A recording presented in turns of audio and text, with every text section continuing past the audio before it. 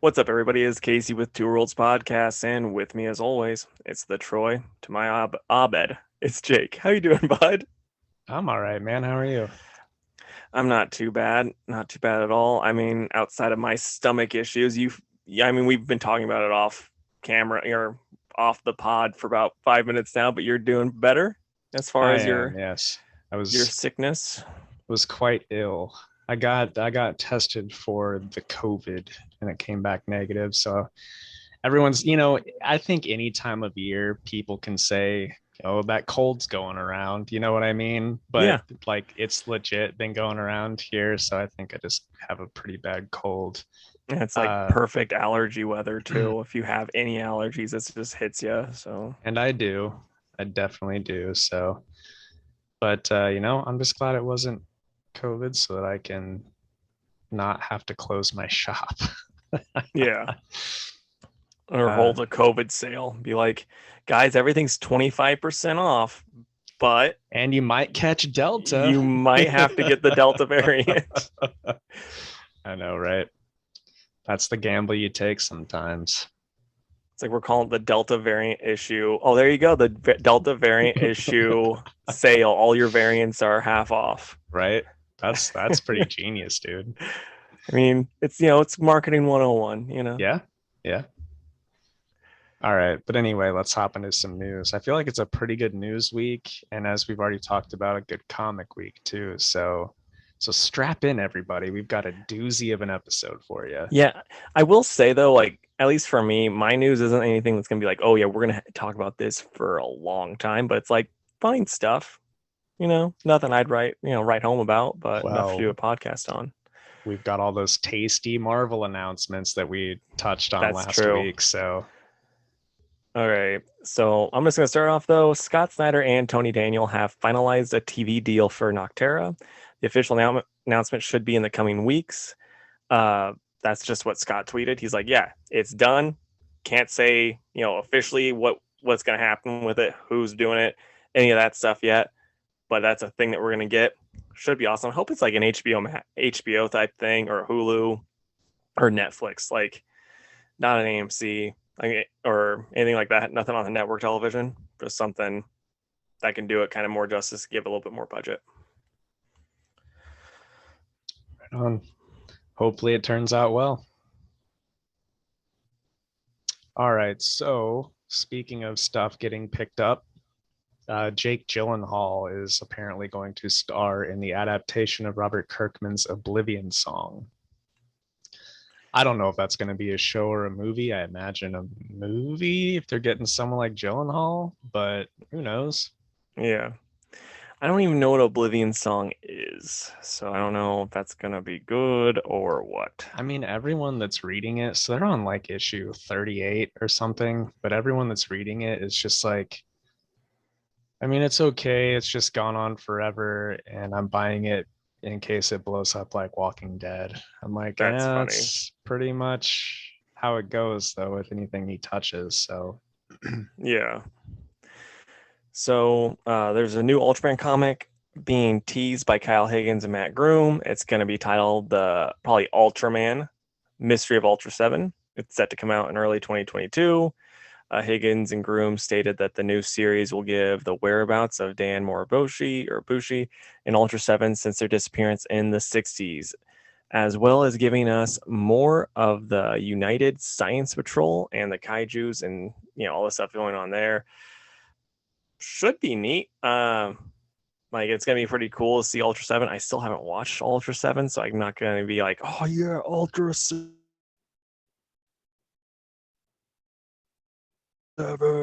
But I hear Ultra 7, I get some people love it. Should be neat. yeah. Uh, we made the joke that they were going to do another series just to start it over at number one. So here it Yeah. is. I mean, at least this one seems a little justified. The last one was just like it wasn't at all. Like it was the same. I mean, this is still gonna be a continuation, but at least this is like they're going with Ultra 7. But like the other one, it's just kind of like it was just kind of like, oh yeah, it's done, starting over the new arc. Right. They should just be calling it like Ultraman Volume 3 or something like that, you know. Yeah, no, I agree. So, this was neat too. Okay, first off, I'll just say like talking about movie stuff. So I'm gonna talk about the Venom news and then the Batman stuff. Um, Venom's been moved back now to October 1st because it got pushed back a bunch and then got decided like, oh, we're not gonna push it back, and then they're like, we're gonna bring it back to October 1st. So next week they'll be like, it's actually gonna come out in June. So we'll see what happens. But then the interesting news is early viewers of The Batman actually got to, like someone got to talk to someone that actually saw it. So it's like, this might not be the most truthful, but it was kind of blowing up on the social. So I want to talk about it. They were saying it's much more of a horror movie. Paul Dano is terrifying as the Riddler. He does a lot of creepy stuff, just downright chilling at times. The Batmobile is awesome. The Robert Pattinson does a great job as Batman, which I knew he was going to be a good Batman. They said his Batman voice was good. I'm still like kind of hesitant on the balance between Batman and Bruce Wayne just from the trailer. They don't say much about that and what I saw, but then they also said they said it was about 3 hours long, and so it might be cut down when it comes to theaters. And then they also said that the final scene had people in the audience just cheering. So don't know what that is. Part of me thinks it's gonna be a Joker related thing because if you remember right, those goons in the first trailer had clown makeup. So they're probably like a Joker gang type of thing, maybe. And so like that's what my brain's telling me. Might not be the thing though, but we'll just have to wait and see. Yeah, I heard all of that as well. And like I was already super hyped for this movie, but hearing all that made me way more excited. See, I didn't know if it would or not, since you are not a horror movie guy. So I didn't know if you'd be like more horror like. I don't know if I want any of this. I mean, horror like, but there's a difference. There's a difference Yeah, between Batman horror and a normal slasher film or whatever. So I gotcha. I think this is going to be great. I like Paul Dano. I like Zoe Kravitz. I like Robert Pattinson. So Oh yeah, that's another thing they said. They said this was their favorite version of Catwoman too, which surprised. I mean, I love Michelle Pfeiffer's I do Catwoman. too. And it's like, I mean, also we saw that as young boys, so like that is pure sex. So it's fantastic. But I think hers is gonna be more comic accurate Yeah, because the Michelle Pfeiffer's isn't at all. right. Yeah, I mean, if everyone was like, "Oh, she's way better than Anne Hathaway," I'd be like, "Probably." Yeah.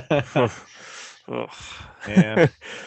So, yeah, I'm stoked. Is this out in like March or something like that? I think so. I think it got pushed back around then Yeah. Well, I'm because stoked. it was supposed to be this October, man. I know, and I wish it were, dude. Like, I'd want to see this so bad. From the first trailer, man, like I thought it was awesome. Yeah. It gave me vibes of like Arkham City, the game. Yeah. It's like, and they make it even seem like it's early Batman without even telling you it's early Batman in Right. the trailer, which is pretty dang sweet. So yeah, I'm pretty hyped. All right. So apparently, Chris Claremont is writing a new Gambit series. You excited about that? Yeah, I am. And he created Gambit. So if anyone's going to do one, I'm glad that it's him. There's not really much on it. He kind of just like teased it through Instagram or something. And it's funny because he was like, he posted a picture of like his writing station and I think like a plush Lockheed, and then he's like working on the new G asterisk asterisk asterisk like for the rest of the word Gambit. And it's just Yeah. like, oh, what could it be? Um, so that's why I say apparently writing a new one. It could be, who knows, another 6 letter G word. But Yeah. anyway, what about you? Or is that something you're interested in? I'm a little bit, but I mean, I really liked his Nightcrawler series. 4 issues in, it just kind of seemed like the focus went from Nightcrawler to these other characters that he might have made that were like 90s X-Men, like C-list characters that I had never heard of. And it was like so hard for me to care about any of that nonsense that was going on. Like Todd Knox art kept me in it, and it's like I like the way Chris writes, but it's like I don't care about these characters. So if he doesn't do that and he just kind of keeps it as like a fun, cool Gambit story, that should be awesome. But if it's like, we got Gambit and we also got Splip Splap and Meebleborp from my 90s run that you don't really remember, they were in the background of a couple issues, they're the other main characters in this, then it's gonna not be my cup of tea. Yeah. Well, we'll see. It's been quite some time since we had a Gambit series. I want to say the last one was 2014, the James Asmus one, but we'll see. That's the one that you have all autographed, right? By every, like the whole creative team, basically, right? Or no? Yeah. So I won he did a Twitter contest, and it was like the first person to send me a picture of the entire series gets an issue of their choosing autographed. And I somehow won, which was super cool. And I had him sign the first one. And then I took that with me to C2E2 where Clayman was. And I can't imagine waiting for Clayman's autograph now. But when I took Gambit to him, he said I was like one of the only ones that brought that to him. And also there was no line at his table. Like nobody was talking to him. And I'm like, dude, that's you awesome. Are insanely good. Like, I'm glad that he's blowing up now. It's just a shame that it's with Tom King, because I'm not going to read that crap. But yeah, but I knew he was going to blow up. So yeah. Anyway, and then I don't know how we missed so many like new books back whenever they were announced, but I saw that Wonder Woman Historia #1 is actually getting bumped back a month. And you might be asking, what is that book? Yeah. I wish I had more of an answer for you, but I do know that Kelly Sue DeConnick is writing it and Phil Jimenez is doing the art. I've seen some of Phil's art from this, and it is absolutely bonkers. Like, this is going to be one of the prettiest books you've ever seen. But anyway, apparently it's a Wonder Woman book called Historia. I don't know if it's going to be like her lifespan or what, but anyway, this is a book that's 3 years in the making, they say. So I'm not a big fan of Kelly Sue. That's what I was about to ask. What your opinion of her was? I just haven't really read anything where I'm like, oh, this is great. So yeah, I'll give this a shot just for the art, and if the story sucks, I'll drop it. But I will say, the little bit I've read, I've not read a lot of hers, but she did a little bit of the Aquaman series that I read.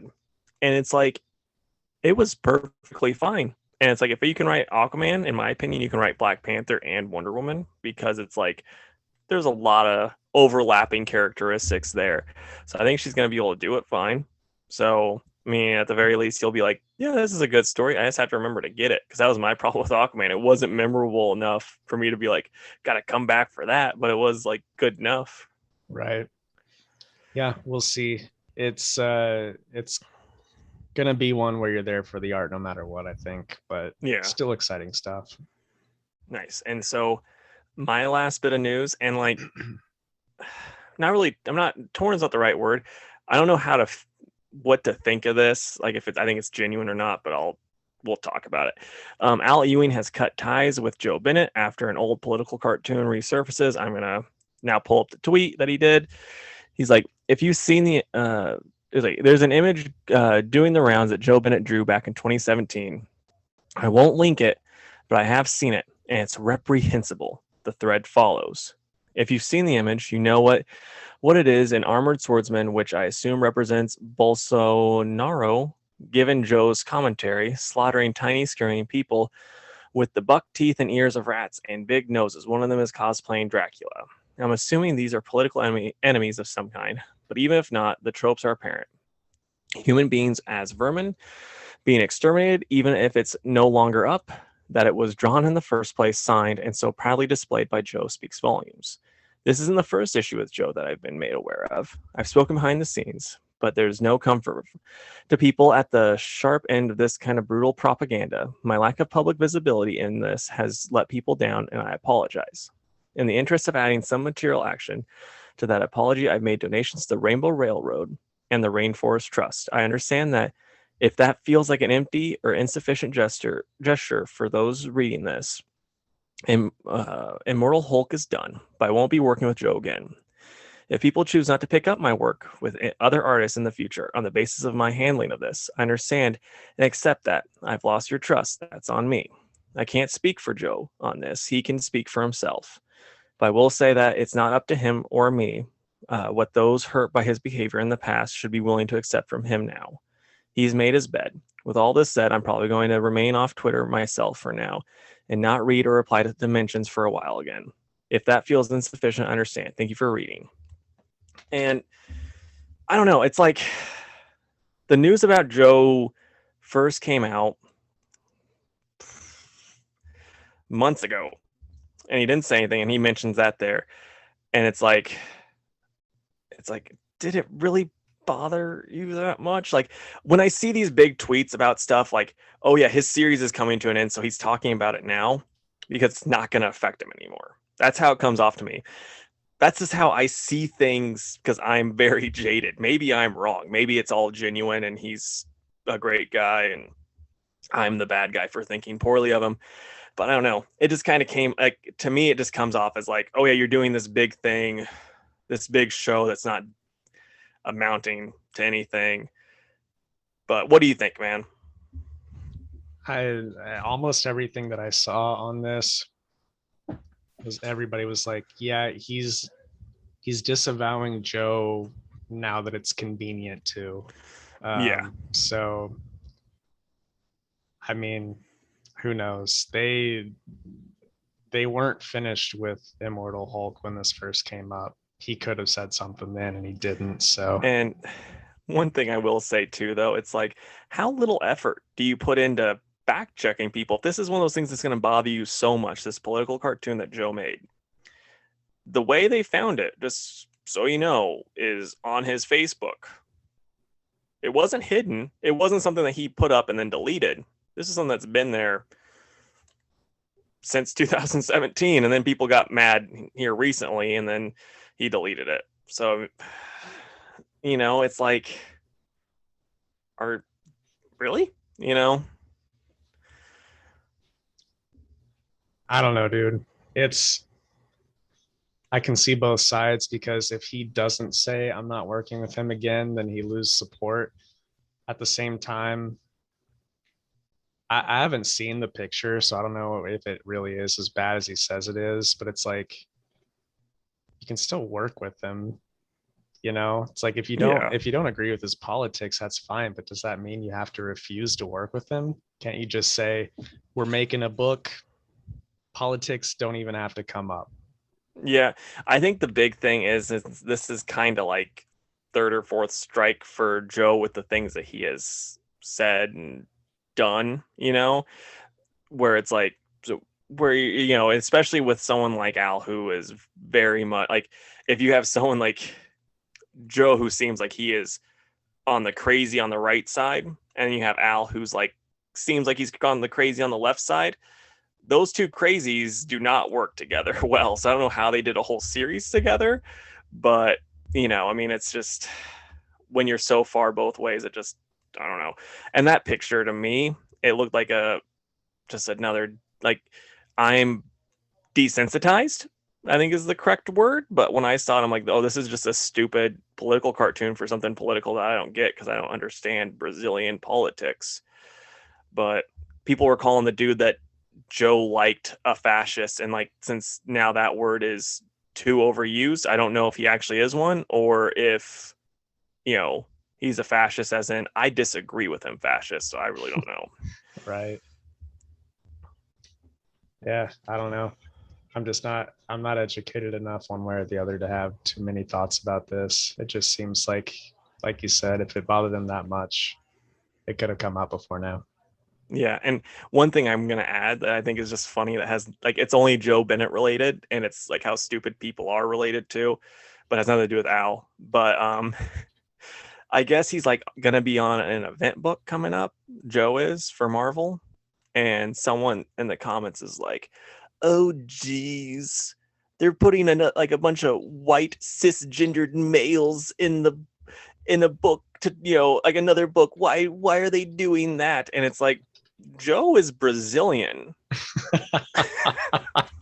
I know his name's Joe Bennett, and that doesn't sound Brazilian, but that's not like that. He's Brazilian. Like, get out of here with that. Yeah, that's pretty funny.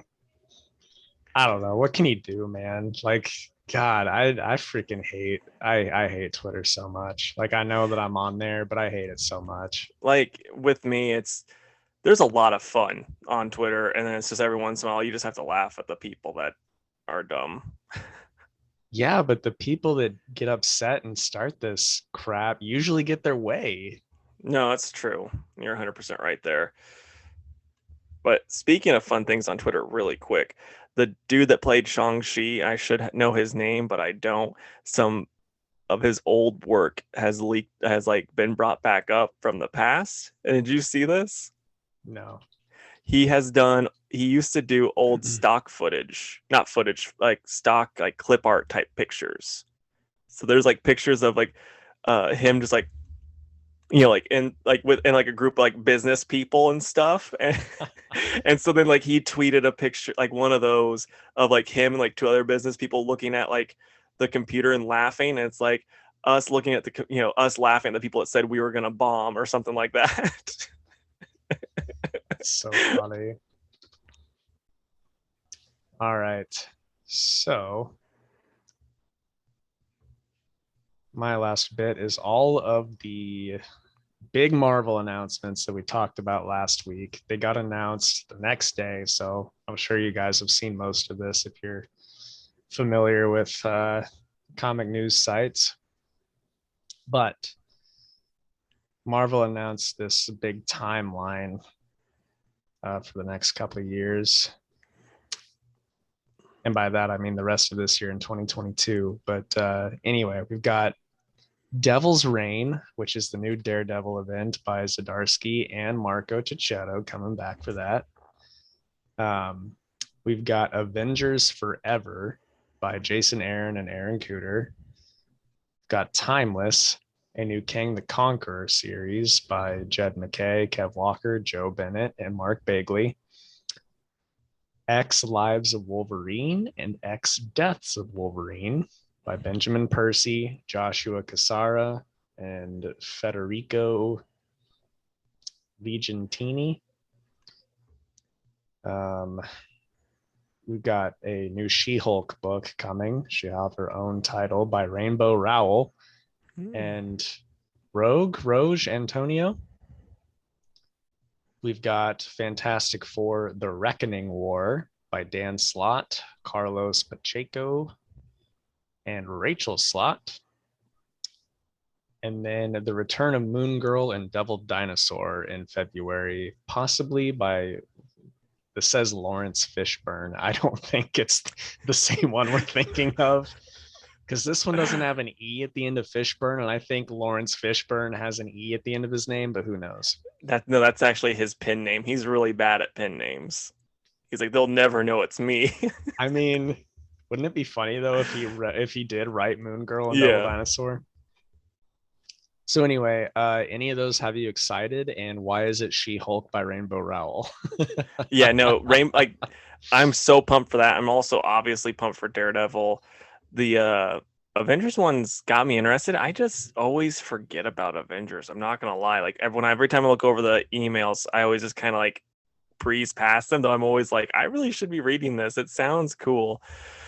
But no, Daredevil sounds awesome. But yeah, that She-Hulk should be awesome. I love She-Hulk. Rainbow's been great on Runaways. So unless she's just like, what's a She-Hulk? I don't know anything about this. I'm just making stuff up as I go along. It's and she just like kind of listens. Like only thing she knows about She-Hulk is what David Goyer said in that stupid interview he did like years ago, where it's like she was banging Hulk or something.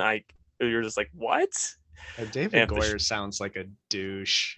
he really like, it's so weird because I was reading when the Starman and like he was buddies with James, and James, I guess, was not nice to him, and James really regrets it. And I'm like, man, you made David sound awesome, but then like he said stupid crap like that. How does this work? The quote from him that really sticks out is when he said, "If you like Martian Manhunter, you're a nerd."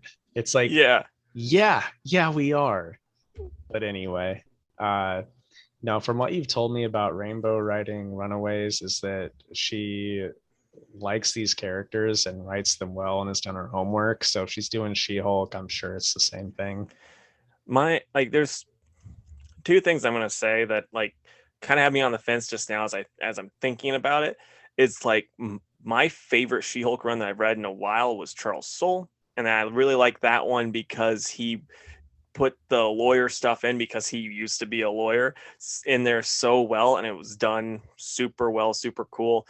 And then it's also like, I don't like the dumb She-Hulk stuff, so I hope Rainbow changes it, but I don't see that happening. I really think they're going to kind of stick with the status quo with making her stupid, and like that's fine if people like it. It's just maybe it's just because I don't like change, but I'm just not a fan of it. Yeah, I'm not like, and that's what they're doing with her. That's what Jason Aaron's doing with her in Avengers right now. So it's like I couldn't get into that title, not because of that, but just in general. And then it's like it's probably going to be more of that. And also they're doing that World War She-Hulk event right now in the Avengers Yeah, book, and I just like roll my eyes because seems like the only thing Jason Aaron can do right now is rehash old Marvel events, and like it's just getting old, dude. yeah, and my big thing with making She-Hulk stupid, it's just like we've seen basically all of these stories with a dumb Hulk. Yeah. What made She-Hulk so cool was like she was this person that didn't have any confidence, and then she gained all of that confidence, and then she was like, you know, jacked and big and stuff, but like she was confident, she was super smart, a really good lawyer, and then it's like they're like, no, people were sexualizing her in the 90s and we can't have that anymore, so we're making her stupid and stronger, I guess. I don't know. So yeah, it to me it's pretty, I don't know. I don't like it. Darn you, John Byrne, for giving us a sexy She-Hulk. Dude, like I didn't read that Charles Soule run because I just didn't like the interior art, as you know, but Yeah. those covers were out of this world. And honestly, I love the interior art. It gave me all red vibes. Yeah. Big time. Well, I'll definitely check out like an issue or two of this new one just to see how it goes. But yeah, if it's dumb She-Hulk, I probably won't last too long on it. Yeah. That's fair. I hope they bring Hellcat in, because I love the Hellcat She-Hulk friendship. It was a Yeah. lot of fun. Who wrote that Hellcat series not too long ago? I You're don't like one of the remember. few that stuck with all the issues. Yeah, I mean, it wasn't because I enjoyed it. It was 100% just because I love the character. Yeah, And I'm fair like, enough. she doesn't get any comics, so you know. Right. All right. Yeah, I don't know what the X lives and X deaths of Wolverine is going to be, but I mean, I imagine if you're liking current Wolverine, you'll probably Yeah, dig that series or that event. And then you put Dan Slott on Fantastic Four, and that's an easy pass for me. So I do not give a same. crap about Reckoning War. And if you put King the Conqueror as the main character in the series, I'm just gonna be like, well, I'm good at missing this one.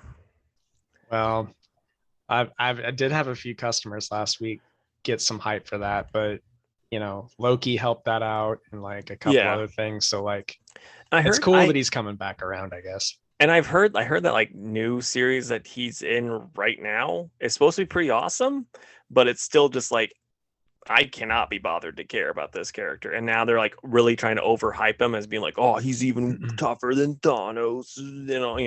I'm like, no, he's not. you're Yeah. wrong. And, you He know, could be smarter than Thanos, and I'd fall for yeah, that. But yeah, I agree. even that's a stretch. Well, I think at one time he would have been smarter because he's had some crazy like arcs in Fantastic Four and stuff back in the day. Yeah, But anyway, well, that's all the big Marvel news. And I think that's the end of the news in general. So it is. we'll take our little ad break and come back and talk some comics. All right, Casey, I have something to share for the YouTube, unless you had something pressing. Nope. So, customer, friend, and listener of this podcast, Dan, had finally caught up on the War of the Bounty Hunters.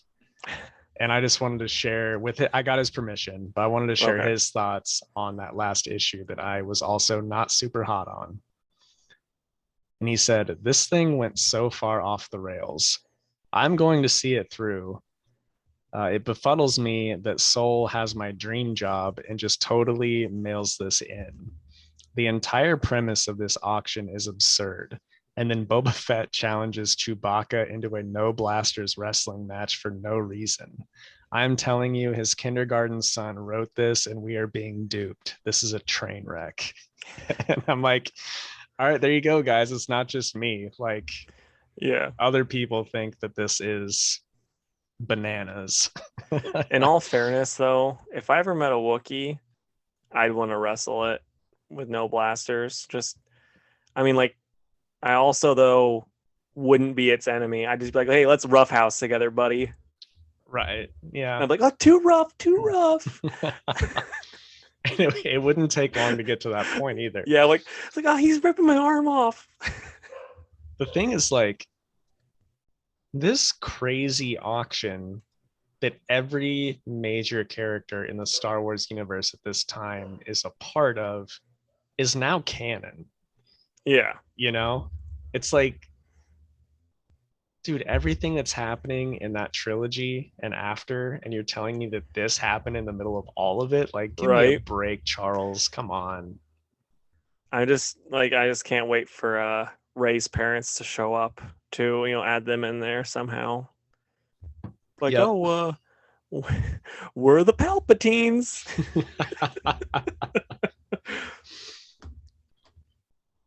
All right. Welcome back, folks. Thanks for listening to the ad. And if you're on YouTube, we had a fun little Star Wars discussion with some listener feedback on the War of the Bounty Hunters that you don't want to miss, because it certainly gave me a chuckle. But let's get into the comics we read this week, Casey. Okay, so I think like for the most part I read like everything you read, or I mean you read everything I read except for one book, but we'll see. So I read The Many Deaths of Layla Starr, number 5, Batman and Superman Annual, Dark Ages number 1, Aquaman 80th Anniversary, Teen Titans Academy number 6, Batman Fear State Alpha number 1, and Wonder Girl number 3. All right, I read Sonic the Hedgehog 43, Demon Days Cursed Web, Witches Lament number 4, Static number 3, Teen Titans Academy number 6, Batman Fear State Alpha, Infinite Frontier number 5, Wonder Girl number 3, and Aquaman 80th Anniversary. Dude, I missed Infinite Frontier? Yep. Shoot, I didn't know that.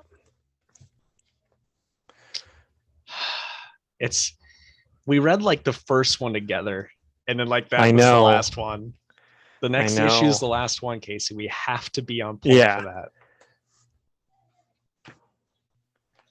Did I have more than you? Yeah, I think you did, because like I had 3 that we didn't read together because you didn't do Dark Ages, right? Correct. Okay, because I expected you to do decided, that. Nah, it didn't look dark or agey to me.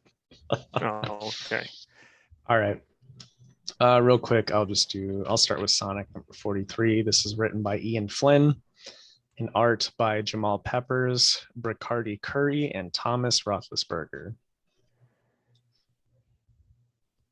This entire issue was just a fight between Sonic and the Deadly Six. Uh, Basically, Tails was on his way to this location with technology to apprehend them, and Sonic just had to hold them off in that time. So it was pretty neat. And then Tails gets there, and together they, spoiler alert, stop the Deadly Six. They're like, "Yay, the day is saved!" And Tangle is like, "Wait, no, bad news. Dr. Starline kidnapped Belle." And I know. So next month, they have to see what's going on with that. So perfectly fine issue. It was kind of fillery, even though there was a big old fight in it, but it was still super fun. So give it a 7 out of 10. How would you rate, since it did sound like it was a pretty cool fight? Like, was it like one of those ones, or like was the art like good for the fight, or were you just kind of like, It was good. I mean, he incorporates, well, there's like a team of artists who work on this book. They incorporate moves from the game pretty well into it, which is cool. um but I mean, it's as good as like cartoony Sonic can be. yeah, I gotcha.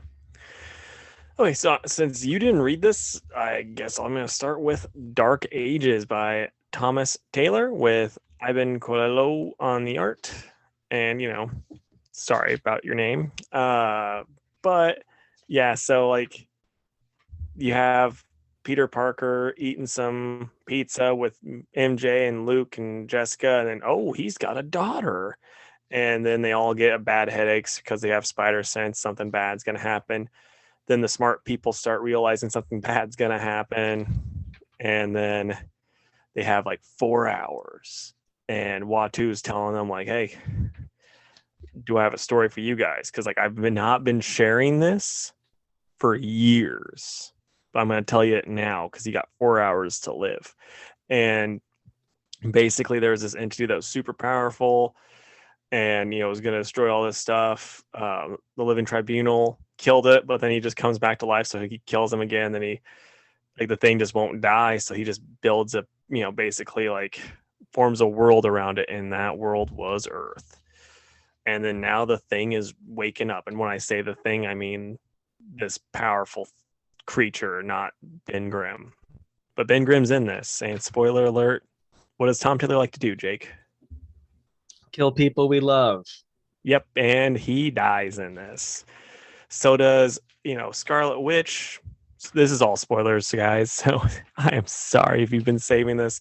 But Scarlet Witch dies, Vision dies, Doctor Strange dies, Invisible Woman does not. Like, that's the team that they had to fight this super powerful thing that the Living Tribunal couldn't keep dead.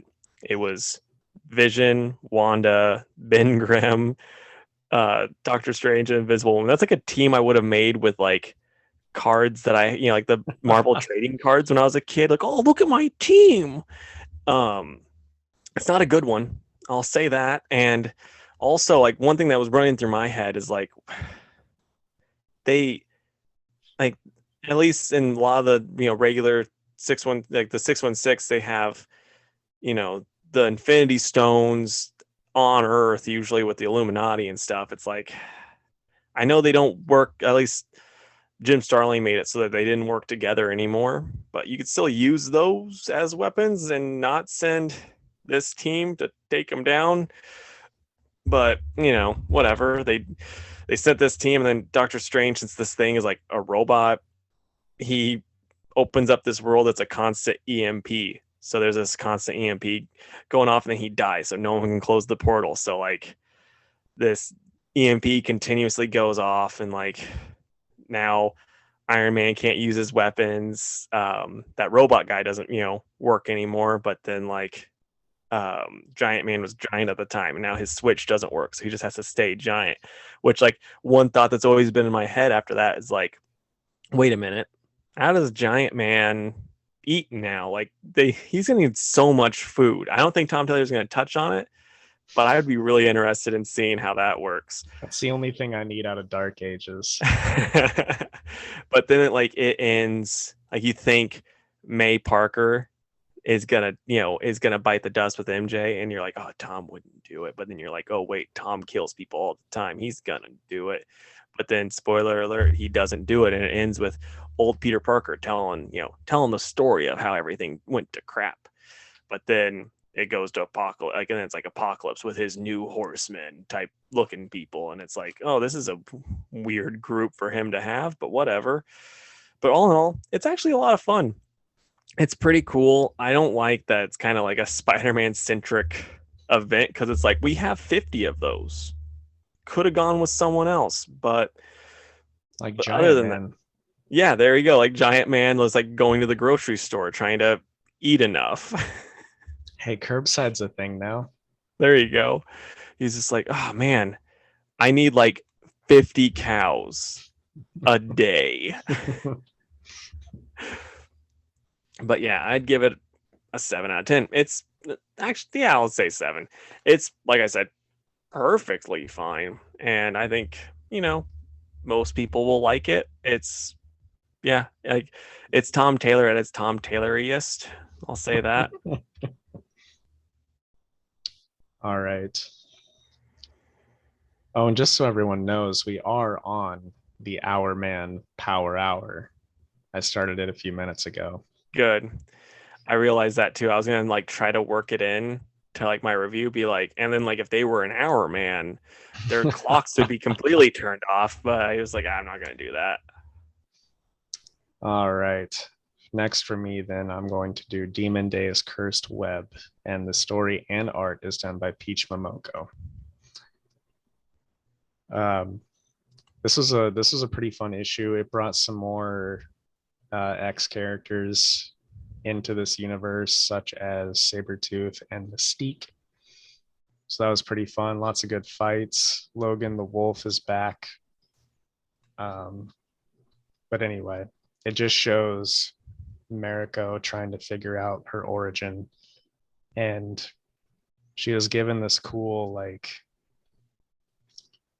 I don't know, they call it a piece of armor, but it's really just, I don't know how much this qualifies as armor. It's just a thing that like goes on her chin. It's a chin strap.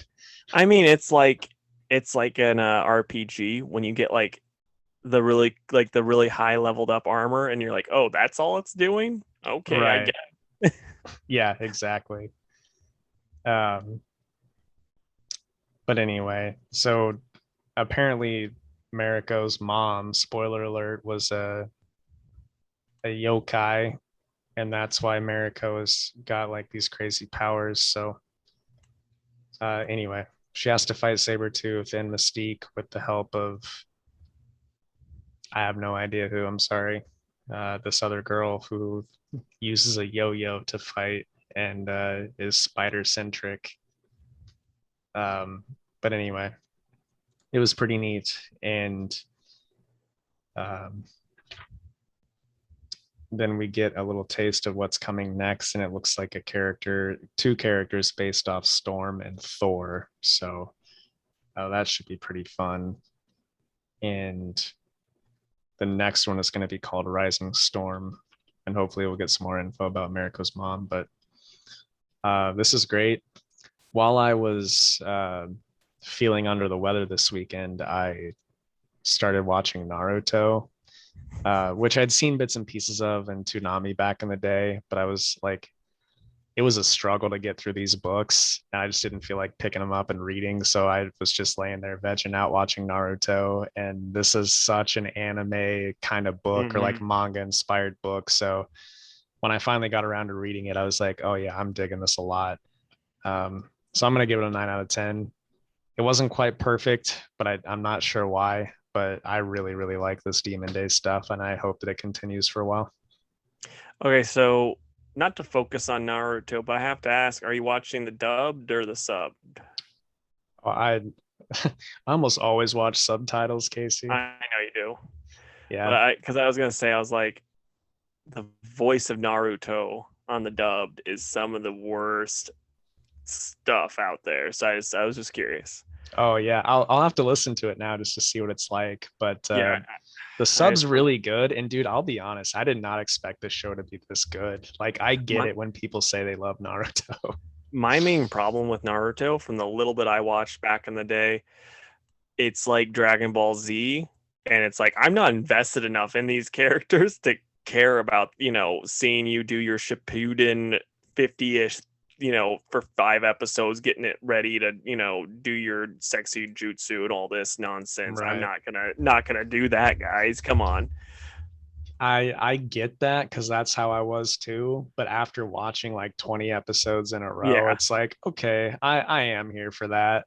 You're like, oh man, this fight only took 10 episodes. That's pretty good.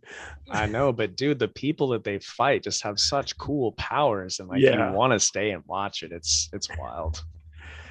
Okay, so Narutocast? okay, yeah. If this gets on YouTube 50 likes, we will do another weekly show talking about every episode of Naruto until we get to Boruto, and then we'll go into that. You know that's like 700 episodes I between know, so Naruto and Shippuden. we won't ever be done. Yeah. It'll be a daily. It'll be like a three a week. Yeah, there you go. Okay, so next for me is The Many Deaths of Layla Starr. It's written by Ram V, illustrated by Philip Andrada, and this is one of those books where I've kind of like been wondering about how I'm going to talk about it, and I've just decided I'm not going to. I'm just going to say people should be reading this series. You should read this issue. It is so dang good. This is a 10 out of 10. I really don't want to say anything about it because it is so dang good, but it's also like there's a lot of messages there that it's like, yeah, you'd be better off if you just read it. So you should, and buy it from Comic Headquarters on Telegraph Road. Hey, that's the one. All right, next from me is Witcher, which is Lament number 4. Thankfully, it's the last issue. And that sucks to say, it really does. Story by Bartosz Stybor and art by Vanessa Del Rey. The art is just so awesome in this book. Like, I love the art in this issue in particular. But man, the story just was not there for me. So yeah, the girl that Geralt's been trying to save this whole time has actually been possessed by some kind of spirit thing, and convinces her mother to help kill her father because her father touched her when she was a kid, as revealed last issue. And then, yeah, long story short, Geralt gets to where he tricks the spirit into coming out of the body and entering another body that is tied up at a stake so that he can burn her alive and destroy the spirit. And then, yeah, he takes the girl back to the witches that he rescued her from at the beginning, because it turns out they're not bad witches. They actually are there to help the girl get over her guilt and crappy life. And the girl wants to be there. So sorry, I'm losing my voice. But anyway, it just nothing about this series stood out. It was a really disappointing series. You kind of expect more twists and turns and not shock value of the character was touched by her dad when she was a kid. That's not why you read The Witcher. There's plenty, well, not plenty, that makes it sound gross. There is like sexual assault stuff because it's a fantasy book and that's what happens in those kinds of settings, but it's usually done way more smarter and tastefully than what is written in this issue. So this one's a 4 out of 10 for me. I hope the next miniseries is written by someone different. Is like, you at least like the art, right? Or was the art kind of so? The art was so throughout the series, but for some reason this issue, it like really stuck out and was awesome. I don't know if they put more time into it, but it was really good. Maybe you just hated the story so much that made the art better. That could be. And like, it's not the worst comic I've read in a while, like it's fine. It's just I expect more out of this franchise. Yeah. So I got you, man. Okay, so next up for me is Batman Superman the 2021 annual. And this has got Francisco Francavilla on the art, and then I'm trying to think of who the other dude is on the art. Let's see if it says Paul Pelletier is the other artist, and it's by Jean Lewin Yang. And this is such a cool book. So the covers, Jake gave me this fun variant. I And thought on the you'd other be okay side, with that. yeah, no, it's so cool. And so I didn't even look at this other side when I was reading it. So I just opened it up and I was just reading it, and it's the Francisco Francavilla story. Superman is in, and also last thing that I said about the last issue, I was like, it kind of sucks because I was really liking these other Superman and this other Superman, this other Batman. I wish we could get more of them. We get more of them. So Superman's in the Batman world and he's helping him solve his crime. He's fighting Lex Luthor, and we get like a little bit of a Martian Manhunter, and like if you're excited about that, you're a nerd, and all of that type of stuff. And then he gets like his love interest, which is the lowest from that world, and then they're about to have some adult time, and then it goes, and then it connects to the other story that was going on. Batman needs Superman's help. Superman saves the day, and then Batman's like, we're gonna be going. Robin's like, why? Because it's like Superman's with this other Lois Lane, and he's like, I just think he needs some alone time with her. And he's like, oh, okay, I think I understand. That's the best Robin voice. That's what I hear when I read Robin. Yeah, exactly. All of them too, even Stephanie.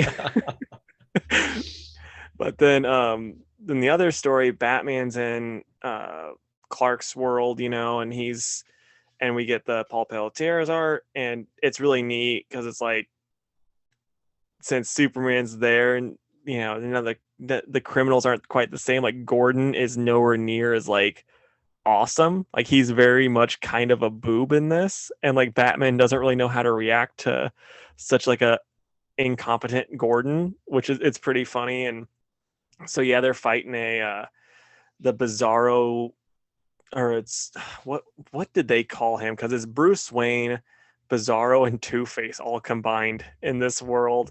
It's like Bizarro, Two-Face Bizarro, or something stupid like that. But it's pretty awesome too. I gotta find it really quick. Oh no, it's Two-Faced Bizarro. Yeah, it's Bizarro Two-Face. That's it. But it's Bruce Wayne, and there's like one part that's pretty funny where like he's like, where's your little friend? And then Robin's like, Robin the Boy Wonder's right here, and I don't appreciate being called little.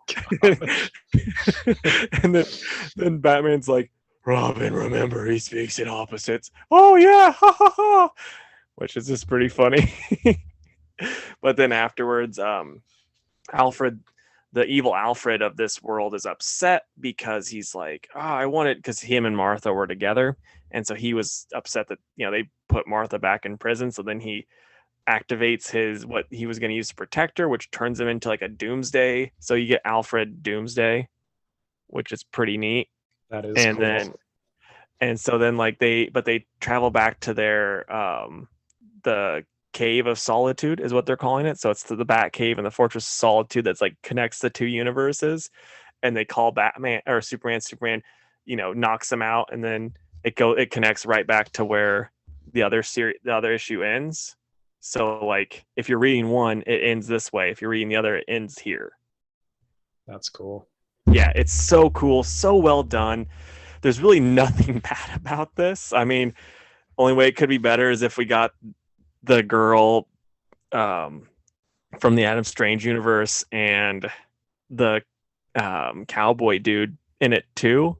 Like, give me a romance novel of those two also, then I'll be just happy. Who's the cowboy dude? It's like El Diablo, I think, maybe. I'm blanking on his name. It's just, I think it might be someone that Gene might have made up, or it might have been someone that wasn't around very much. Like, I don't think I've ever seen him in a Jonah Hex comic, but but yeah, this is a lot of fun. So much, like, disappointed you didn't read it because I think you would have liked it a lot. But I'm gonna give this a 10 out of 10. It's so good. Okay. My last solo book here is Static #3. Okay, so Hot Streak decides that he's going to work with this evil organization that's hunting down what they're calling the Bang Babies. And he was like, you like clear my record and don't take me in, and I'll give you the names of everybody at my school that was affected, because nobody knows who got the powers from the Big Bang. So that was pretty interesting. And then Static is like going through the duffel bag of stuff he was just grabbing from Curtis Metcalf's storage locker before the police showed up. And we get a flashback of like him and his friends like dressing up as superheroes when they were kids, and it looks a whole lot like the cartoon version of Static, which is just awesome to me. I love that little touch.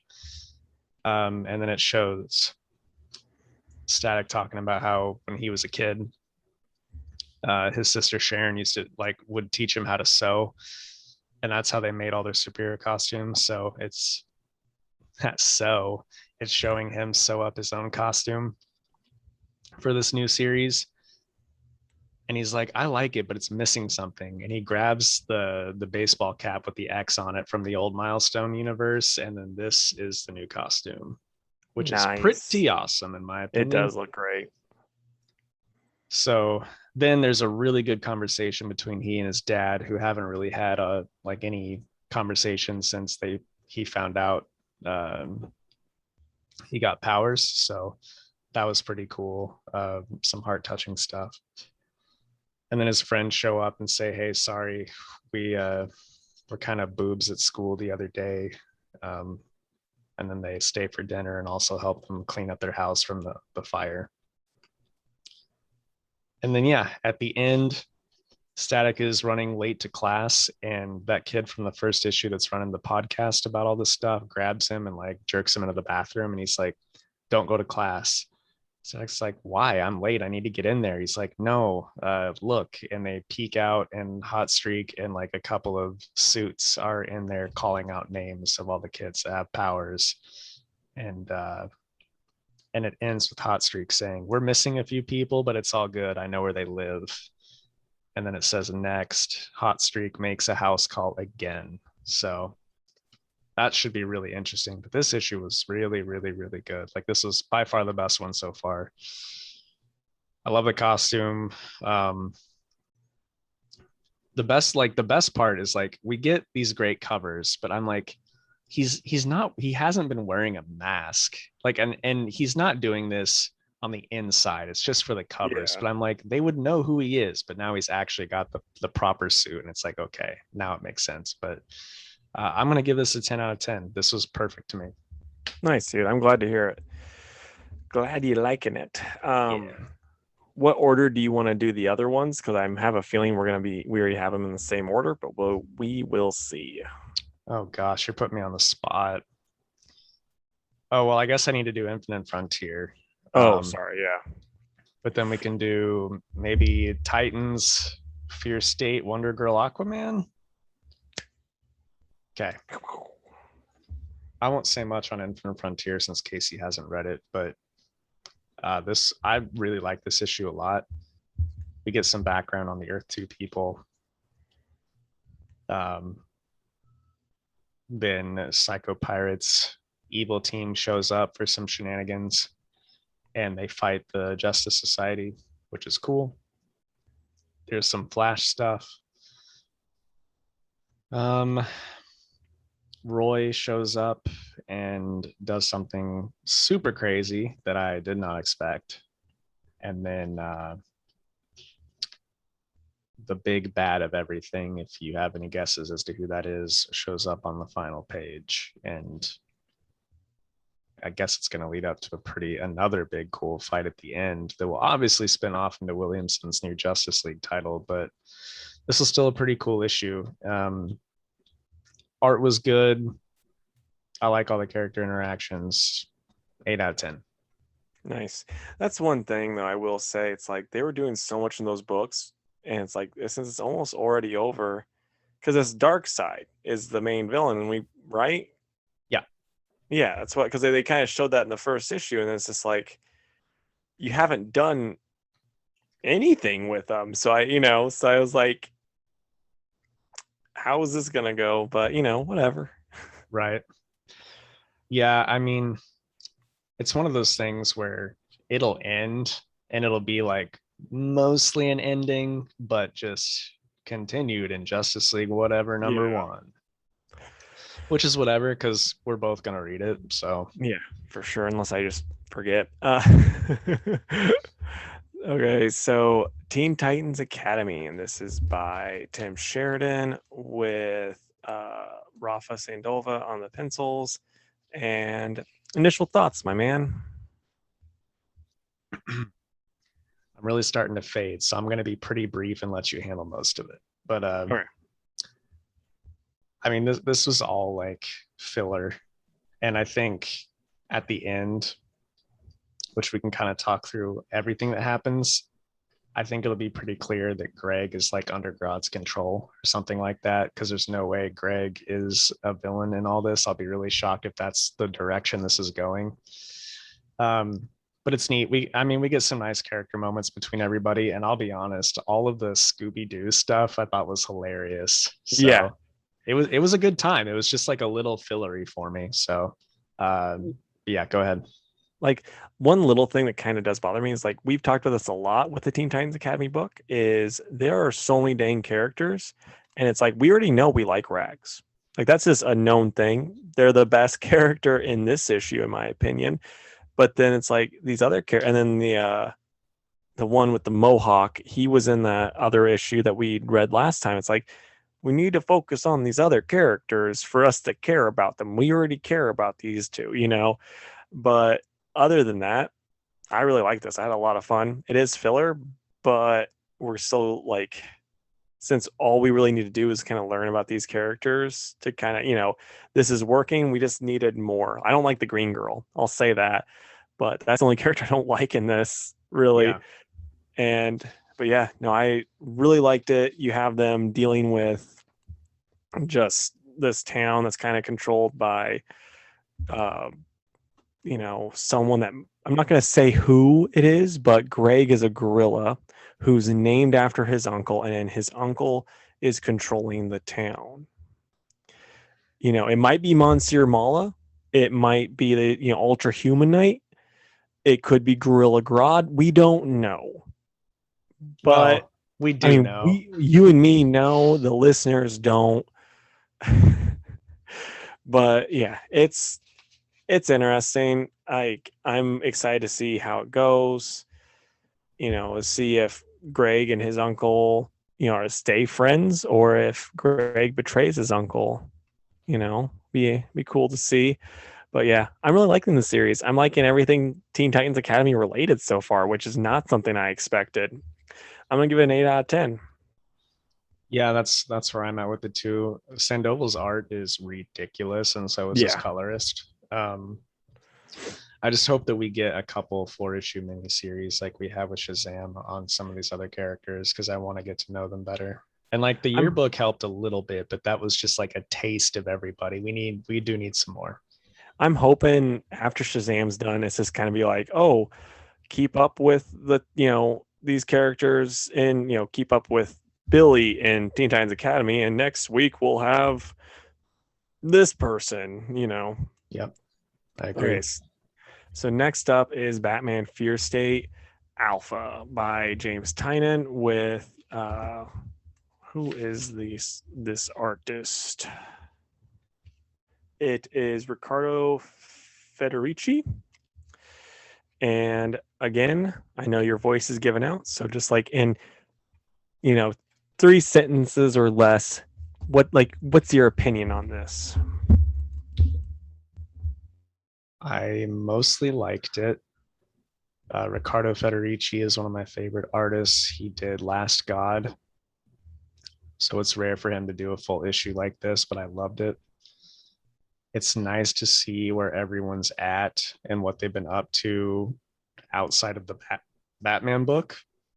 And for the most part, I'm on board for this event. I just hope that it's done well, and it should be because Tynan is good enough to do so. Yeah.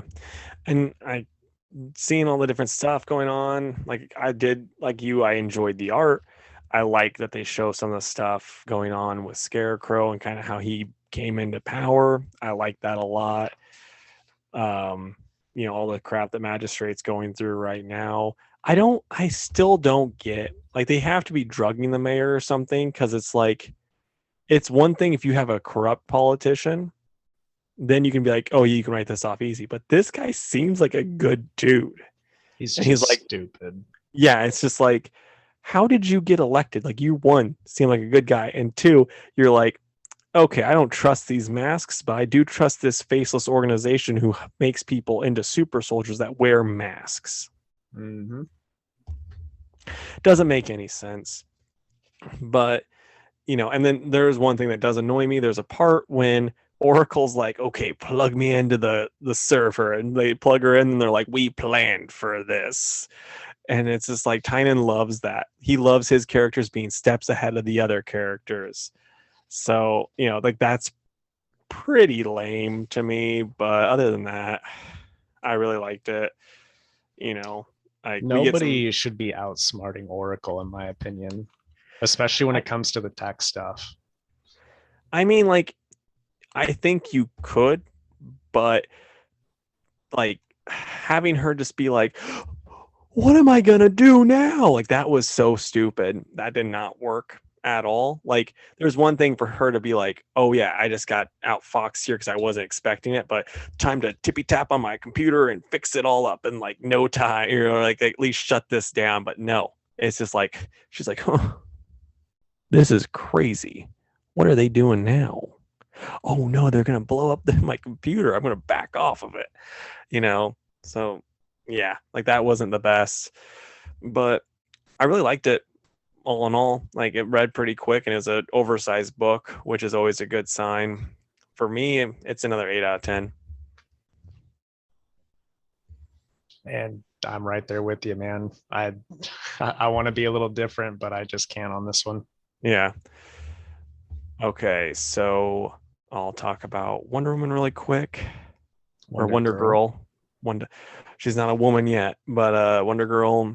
This has got Joella Jones doing the story and the art, and we'll talk about the colorist too, because I like that. We have on Adrena Mello also did the art. I forgot about that. And then Jordi Belair does the colors. Jordi Belair is like god tier colorist, and we'll talk about that with Aquaman too. But like, the story was pretty dang cool. We get some amazing art, a lot of these characters that we saw in the future state stuff.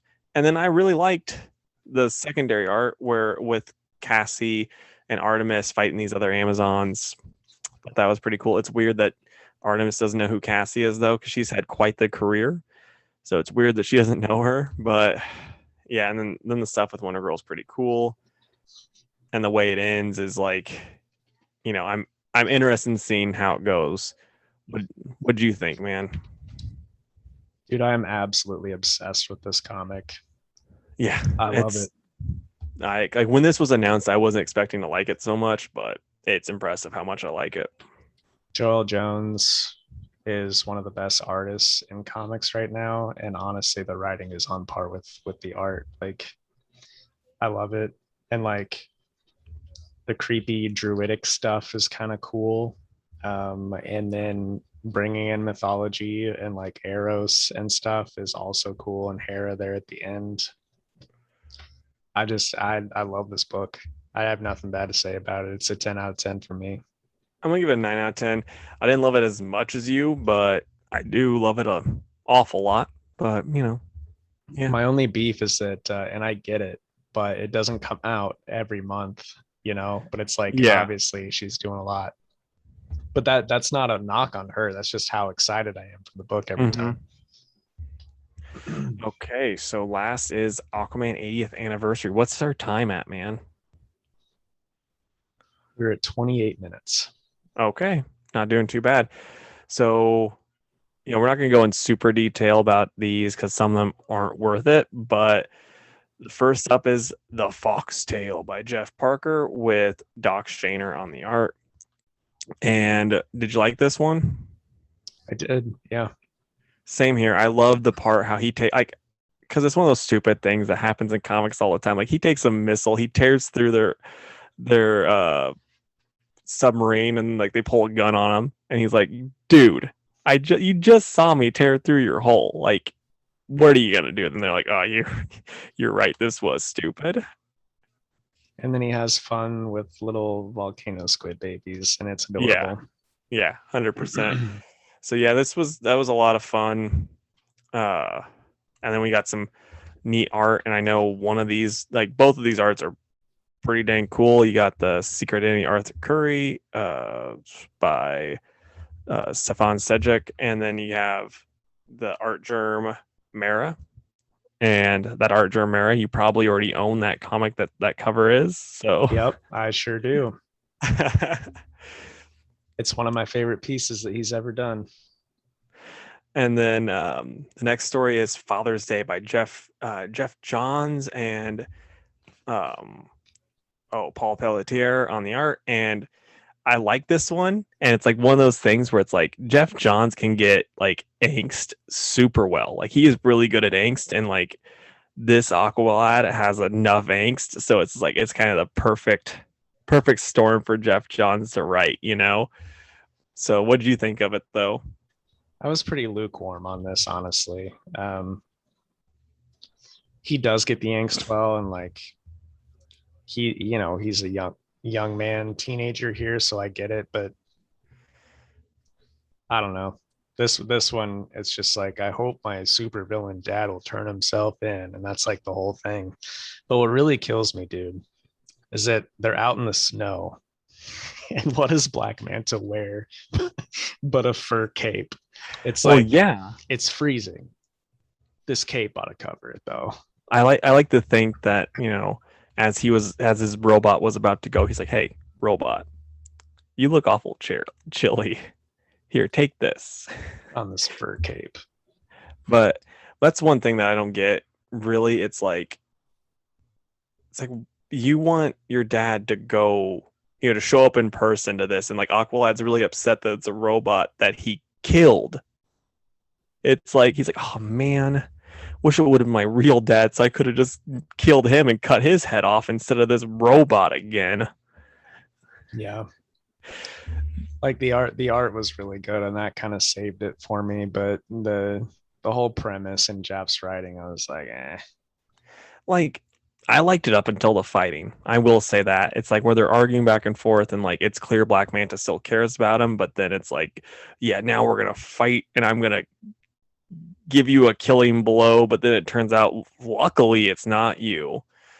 Yeah. But then next is Lady in the Lake, and this is by Michael Mordecai with Pop Mon on the art. And this is another one that was just pretty fun. Like you had the Sword in the Stone, and Gar and Aquaman were like kind of talking. He's like, "You don't save me anymore," and blah blah blah, And then it's like, he ends up getting saved, but then Gar saves him, and like, we're just really good partners, or it's pretty fun. I liked it. Okay. I loved it up until the sword part, because it's like I'm just gonna shove it further in the stone, Yeah, and then that does it. I'm like, dude, come on, that was pretty stupid, but it was, but it's pretty funny, I think. the premise is cool. Like, there you get some neat magic and like sword and sorcery stuff, which I'm all about. I just wish that it didn't have a stupid way to end the fight like that. Yeah, I mean, they just have to do that more often with things where it's like, oh, here's the magical weapon. Let's just cover it up with stuff. Maybe no one will ever find it. And like, why would you tether yourself to the weapon sheath and that's your downfall? Like, that's just whatever. All right, and then we have Multitudes, and this is by Stephanie Phillips with like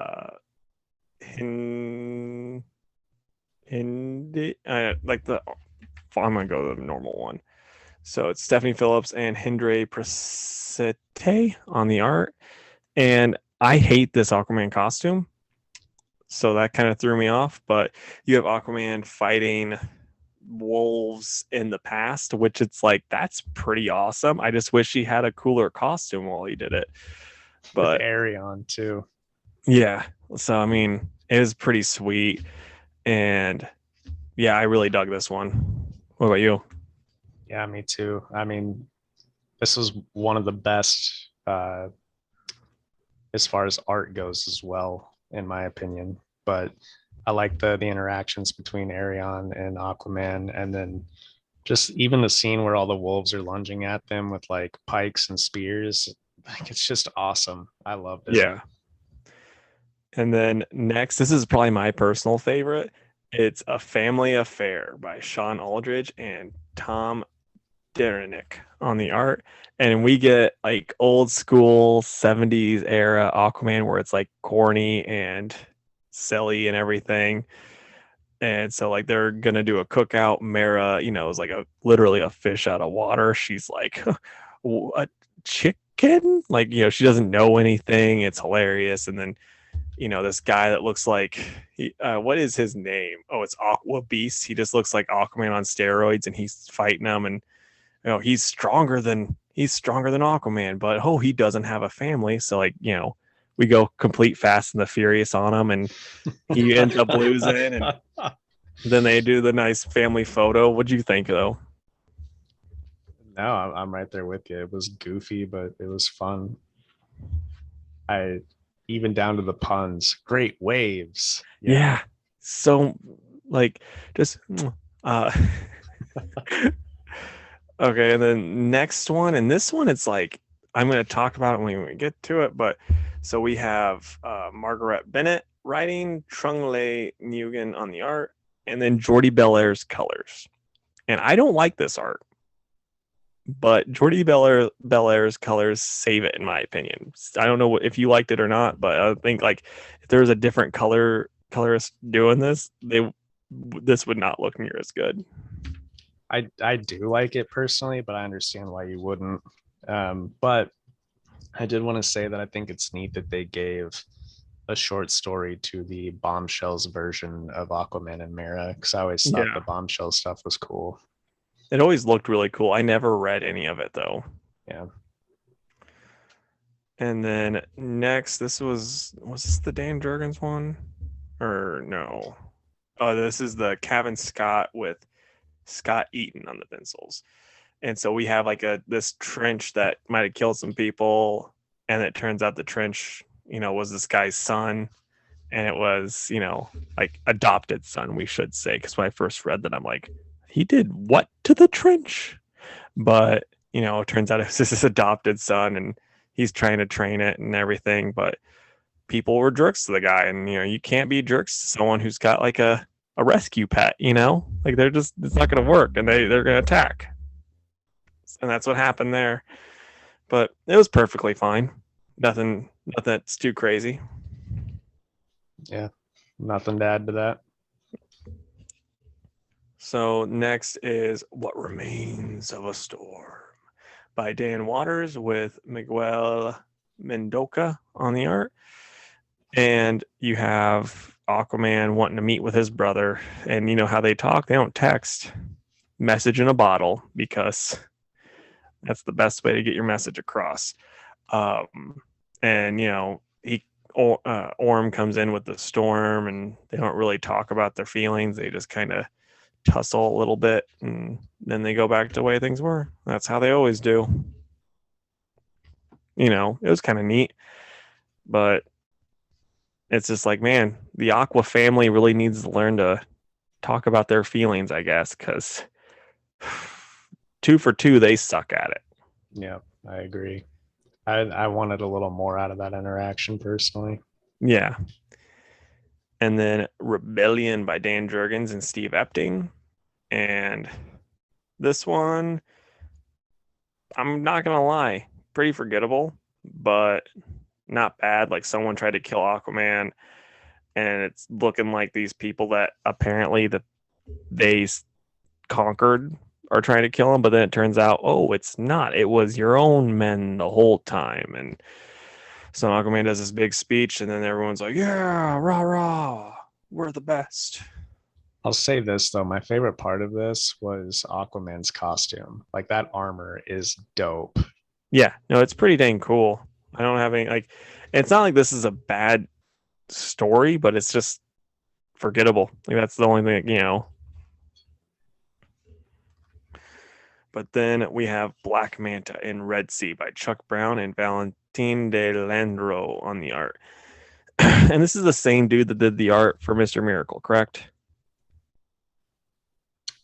Because it looks like it to me, but it's much better. I don't think so. Oh, you don't? All right. Because yeah, I remember hating. Maybe it is. Maybe it's just the colors, but I mean, I still like this story a lot. We get Black Manta doing crazy Black Manta stuff, killing things and being awesome. And like, I don't know how if I'm gonna like this coming up Black Manta series, but I am gonna check it out. I'm very interested.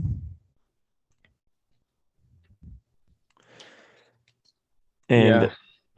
Sorry, I was clearing my throat. Muted, oh, okay. But no, actually, I actually liked the art quite a bit in this. I thought it was neat. The action scenes were cool. The snake monster thing was cool, and it did give me a little bit of interest into the Black Manta series.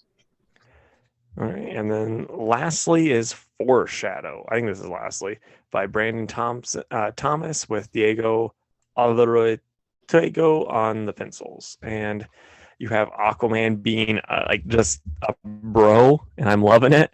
And Aqualad trying to like, train, and then like Aquaman's like, "Hey, you're doing okay, buddy. It's all good." And then like Mira kind of gives him the eyes, and he's like, "Ooh, hey, can you watch my kid while I do a roll in the hay with the old wife?" And he's like, "I guess." And so like he's, being a good nanny, but then terrorists attack, and he's having to deal with that.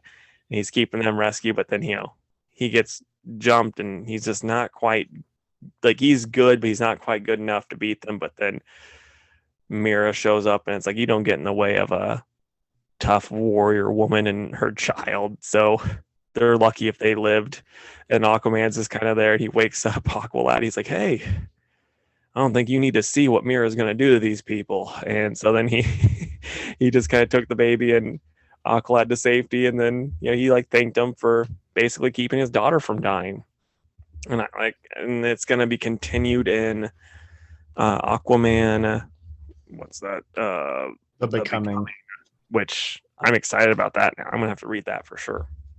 Yeah, this got me excited. That was a series I probably wasn't going to read, but now I am, because I really liked the Future State Aquaman book, which is all about Arthur and Mara's daughter, and then Jackson. So it was cool to kind of see where that started, which was right here, and has me pumped for the series. So overall, they weren't all bangers, but they were all enjoyable, and that's all you can really ask for, because you're not going to get 10s all across the board with this. But for me, I'm going to give it an 8 out of 10. Thought it was perfectly fine. I will also give it an 8, and that's because usually when these come out, there's one or two where I'm like, this was bad. Yeah. And that wasn't the case here. Like the worst one for me was like the Jeff Johns one. Even that was like middle of the road. So this is one of the better anniversary books they've done. The only thing I have to say, it's criminal that Peter David did not have a story in this book. Maybe is he like exclusive to Marvel? Like that's the only thing I could think of. I don't know. If that's the reason, then so be it. But if not, then shame on whoever decided that. Because Peter David was 90s Aquaman, and that should have been. We didn't get Water Hand or Hook Hand Aquaman in this book, and we needed it. No, I agree, dude. That's one of the things I was thinking of. But like my only thought is, it's got to be because of the fact that he's exclusive to Marvel. Yep. Okay, man. So that's all of our comics. So what are you excited about for next week? That's a great question that I can't wait to answer in 1 minute. So why don't you go first, man?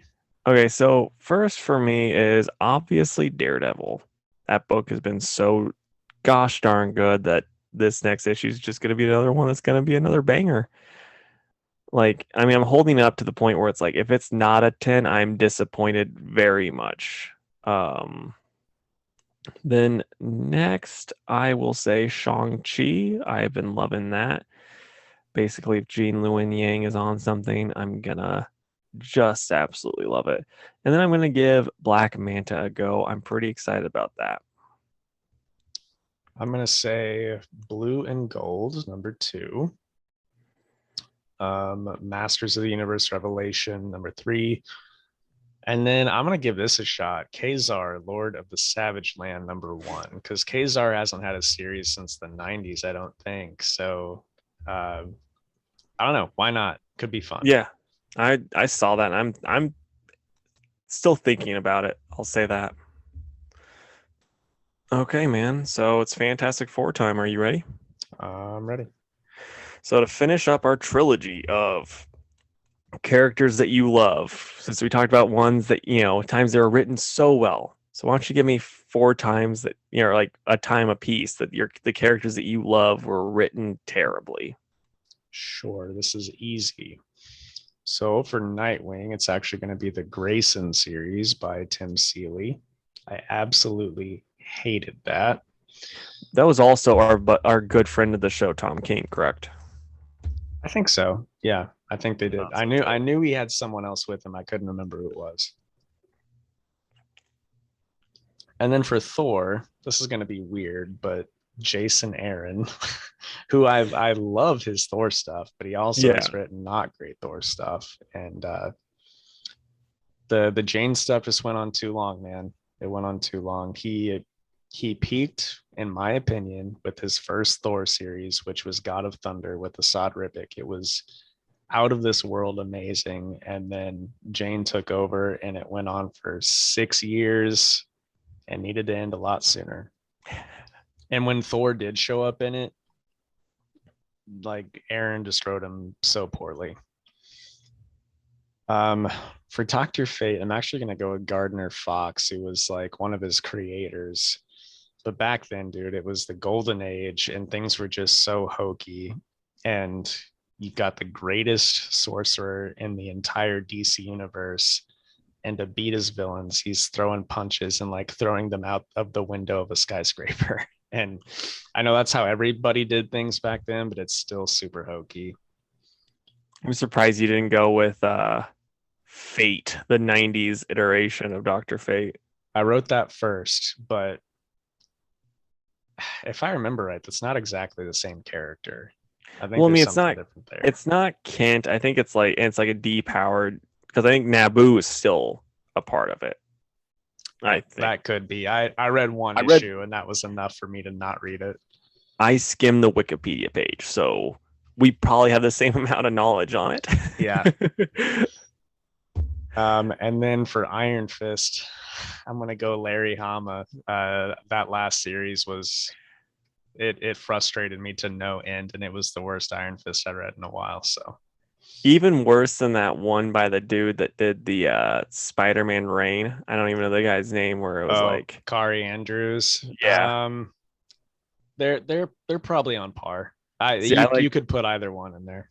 Oh, see, I like the Larry Hama one way more than that nonsense, but I could not get into that other one at all.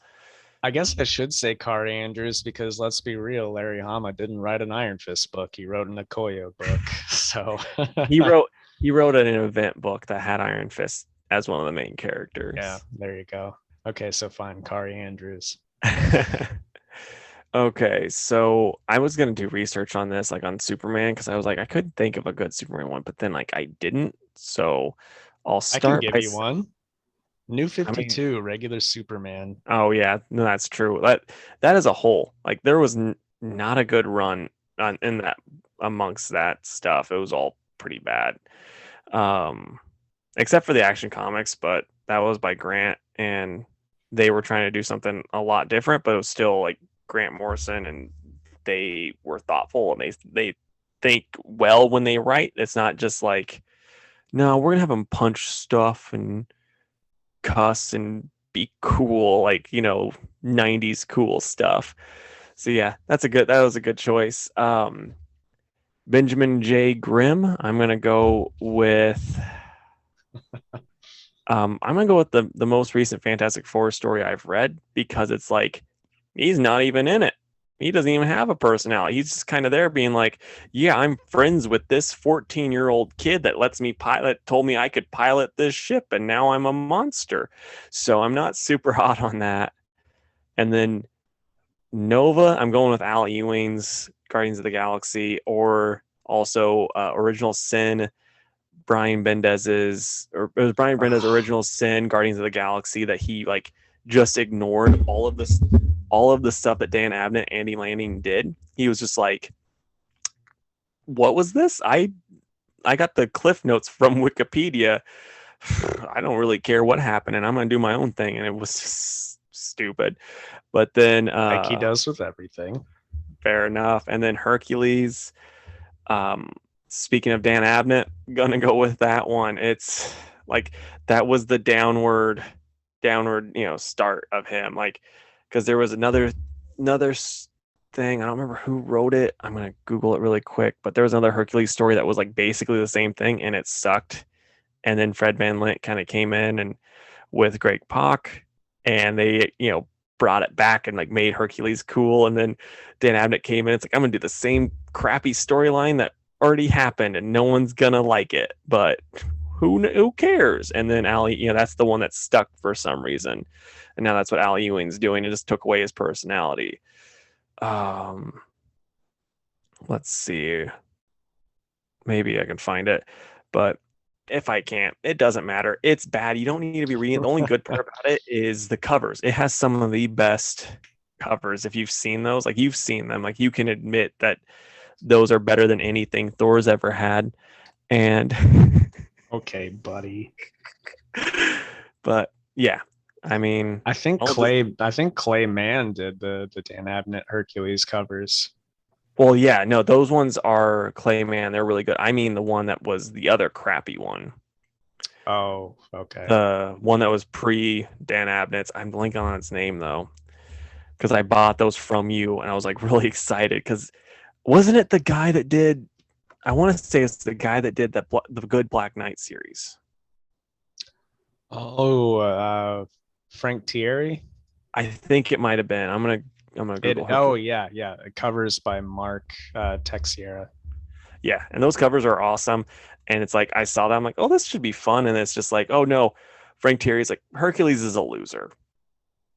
And it's just like that's the whole thing.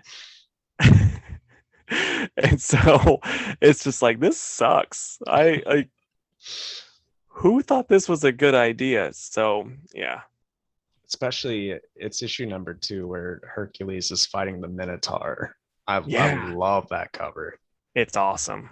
Like that cover artist is so good. But those are my choices. So yeah. You want me to do the closing plug since your voice is shot? Okay. Please. So closing plugs time, guys. It's you can reach us at facebook.com. I sometimes update it. I try my best. I'm not a Facebook user really, but it's facebook.com Two Worlds Podcast. And then you can see us on Twitter. I'm more on that. You can talk to me anytime. I will gladly talk to you until like we get like our conversation kind of goes awkwardly, but it's at 2_worlds_PC. I don't know why I'm doing this with my hands, but then it's at Two Worlds Pod on Instagram, and then you can email us. Jake will get the emails, and then he will read them aloud on the show, or he'll send them to me if his voice still isn't working, and that's twoworldspodcast@gmail.com. Like and review us on YouTube. I don't know what our YouTube is, and that's not on the notes. Just Two Worlds Podcast. It's just Two Worlds Podcast. And if you get our YouTube up, like I said, to 50 subscribers, we will do a Naruto podcast 3 days a week where we break down new episodes, not new episodes, but every episode. And then also I'm going to say you guys are slacking in the getting us up to 50 subscribers via just the podcast, not the YouTube. So if you get us up to 100, I'm going to up it.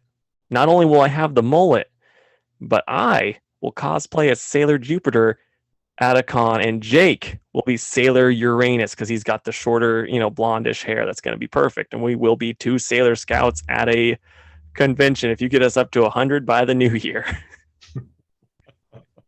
I did not okay this with him, but he can't speak now, so he can't say no. You're evil. But guys, we'd love to stay and chat, but we've got fun things to do at Greendale Community College. Bye, guys. Bye.